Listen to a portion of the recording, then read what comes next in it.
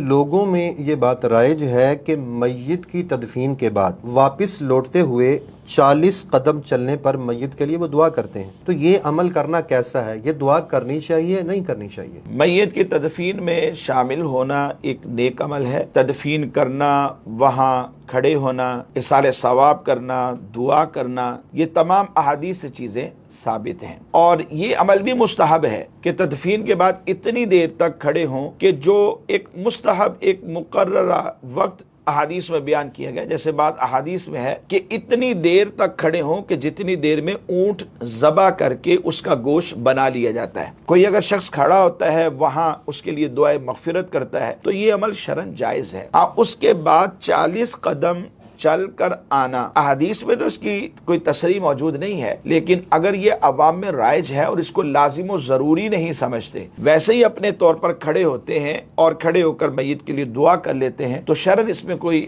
حرج نہیں، ایک محمود عمل ہے۔